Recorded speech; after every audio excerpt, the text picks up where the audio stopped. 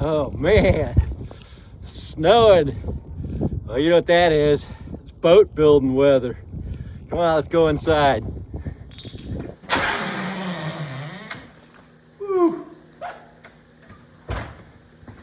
Man, that's terrible out there. Whew, it's warm in here though, so that's good. Hi everybody. Welcome back to Jenkins Boat Works. I am Chuck Jenkins. This is one of the last videos we're gonna have on building this Freedom 17 canoe. It's been a long project and I'm just very happy with the overall results and how it's turned out. In the last video, we worked on cutting the ends of the seat frames off here to get them to fit where we want them placed within the canoe. This is kind of a continuation of that as we hang the seats and make the little wood, I guess you would call seat hangers that go around the bolts. And so anyway, I thought that might be of interest to some people. So anyway, glad you're here. If you're new, welcome. And I would invite you to dig around in the channel. We have lots of boat projects we've been working on.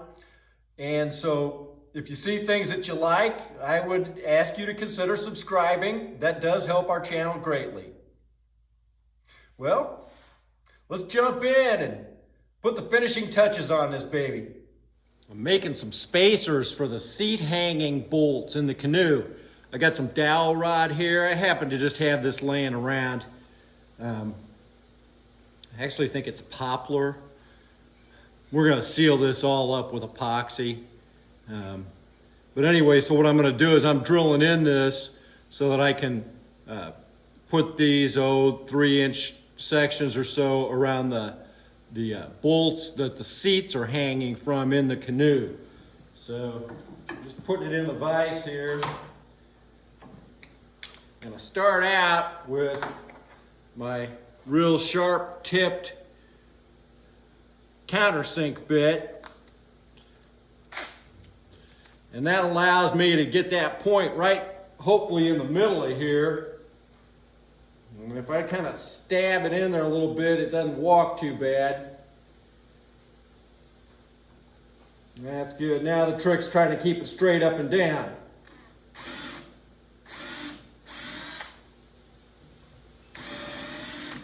See, it moved off the side just a little bit, but quite honestly, I'm okay with that, and I'll show you why in a second.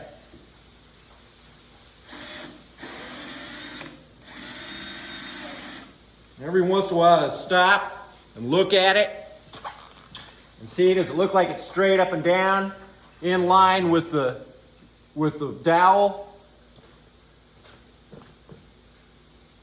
That looks pretty good.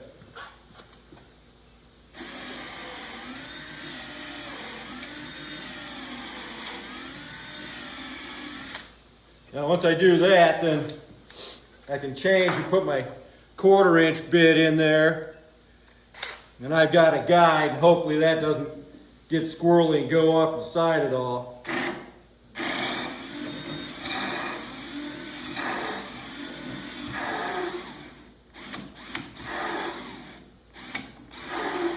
I'm running out of battery.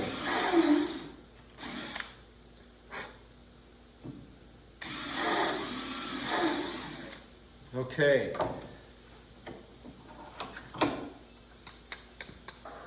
Now we'll go measure and see how long this needs to be and then cut it off. So you can see I've already got one over here, and the bolt comes all the way down from the gunnel down through the bottom of the seat frame, and then it's just bolted down on the bottom of that. But I want to cover that up. So that's what I'm doing. I'm drilling this out. Now you can see as hard as I tried to stay in the middle of that, it's off to the side. But I'm actually really good with that because I have a very limited space back next to the planking. There's maybe a 1/4-inch back there. So when I put that in there, we'll just put this part on this side against the side of the boat. It'll work out great. So anyway, we'll measure this, see how long it is, cut this off, Hopefully I've drilled far enough through, and then we can put that in there.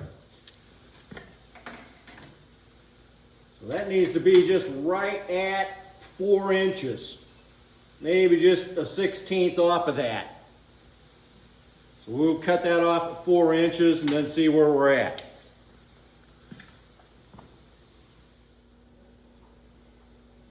All right, so we figured it's right at 4 inches, so I'm going to mark that. Want a Jenkins Boat Works lumber pencil? Be the first to comment on the video saying you want a pencil. I'll send you one. All right, so that's good.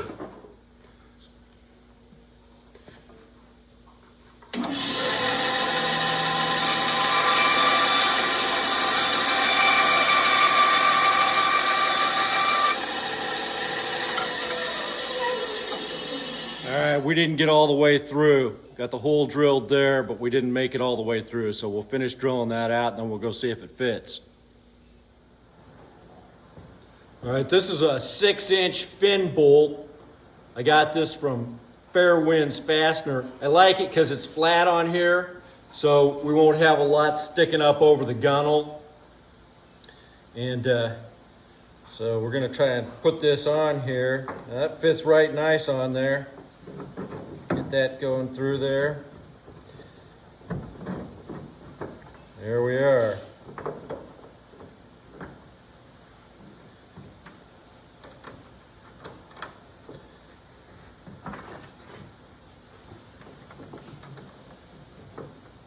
Now once we tighten these up, this seat won't go anywhere. We still got one more to do on the starboard side, and that'll be it.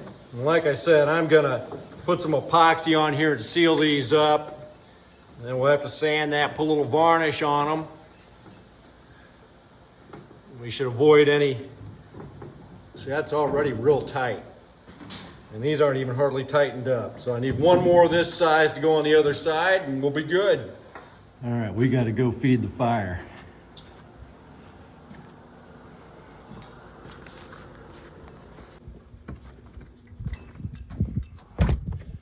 Little Mr. Toby's loving the snow. Man. There's Bandit. Hi, Bandit.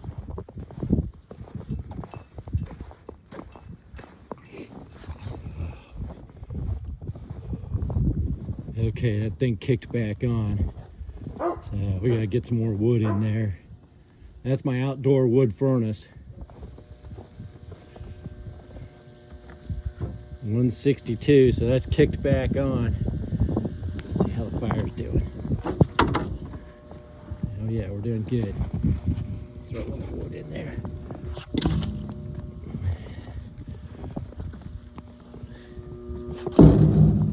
Okay, we're good for now. Hi, Bandit. All right, let's get back inside. Man. Come on. That's a good boy. Bandit, got snow all over you. And that's my 14-year-old. He doesn't want to play with you.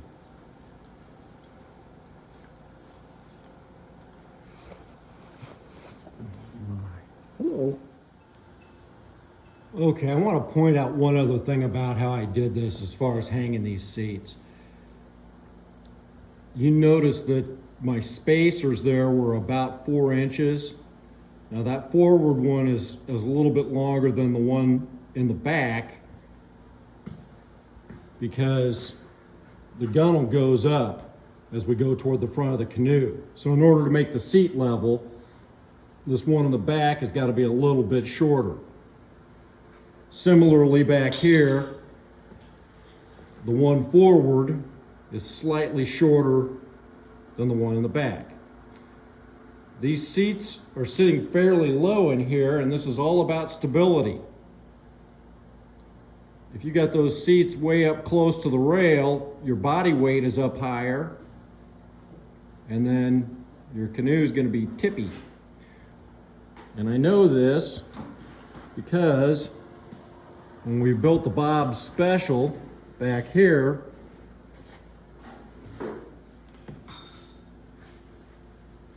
those seats sit way up higher in the Canoe. Those spacers are only about 2 inches. And as a result, these seats sit up higher. We took this Canoe down the Current River and we dumped it about 3 times. And part of it was because our center of gravity was up higher. My wife usually rides in the front here, and she uses a stadium seat, so she has a back, which set her up even that much higher in the Canoe. This Canoe is only 15 feet, so it doesn't have the width and the stability anyway, but lesson learned, those seats are going to sit down lower. So anyway, you know, adjust it as necessary for the particular Canoe. So anyway, I am in hopes that because of the way that I did that, this Canoe should have quite a bit more stability. All right.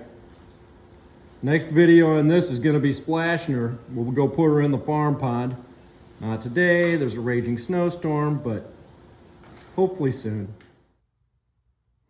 Well, I had thought that I would put epoxy on these bolt coverings, but I found this cherry stain, this Minwax, and since we've got cherry in the boat anyway, I thought, well, I'll go ahead and just stain these. And I think if we put polyurethane over the top of this, or even maybe this spar varnish, we won't necessarily need to coat them in epoxy. That's going to make a lot of extra work and really probably not necessary. I didn't feel like I left the stain on that long before I wiped it all down, but it almost looks like more like mahogany. This here is just a little mahogany stir stick I made out of a scrap a long time ago, and I'm amazed at the coloration. And that's good, that's fine, because you may remember that we have mahogany accent strips. You can see those dark strips in there, those are mahogany. So that's gonna look nice. So the rails are cherry, and obviously these are darker than that, but yeah, I think that's good. I took these off in an order, and I numbered them so I know right where they go when I go to put them back on. So put some polyurethane on them tomorrow and we'll be ready to go. If you like the video, remember to like and subscribe. We'll see you next time.